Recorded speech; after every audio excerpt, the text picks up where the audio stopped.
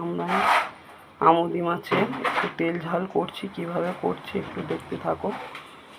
দিয়ে দিয়েছি আদা রসুন বাটা, এর মধ্যে দিয়েছি লঙ্কার গুঁড়ো, জিরের গুঁড়ো, ধনের গুঁড়ো, লবণ আর কাঁচা তেল আর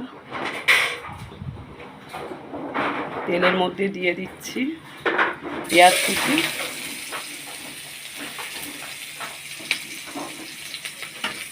পেঁয়াজটা একটু ভাজা ভাজা করে নেব।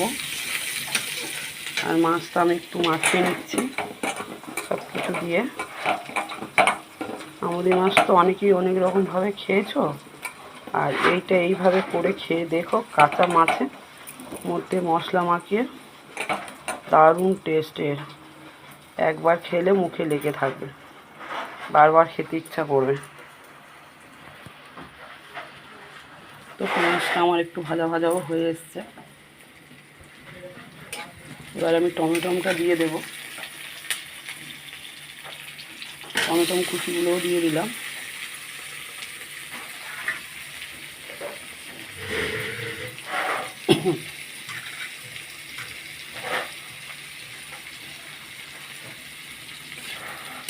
টমেটোটা একটু ভাজা ভাজা করে নেব।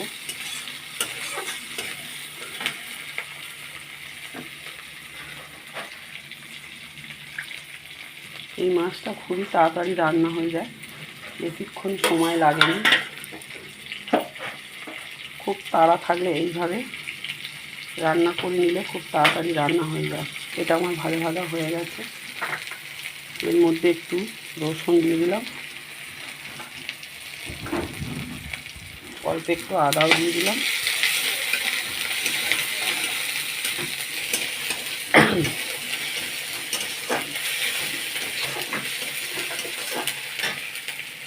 তো এবারে মশলা মাখানো মাছটা যেটা আছে এটা আমি এবারে ঢেলে দিলাম।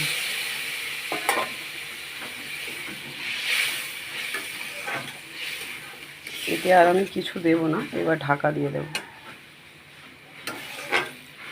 উঠলেই আমার রান্না রেডি।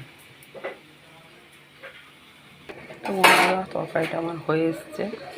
এবার আমি ঢাকাটা খুলে একটু দেখে নিই। দেখো আমার তরকারিটা হয়ে গেছে, এবার আমি নামিয়ে নেব।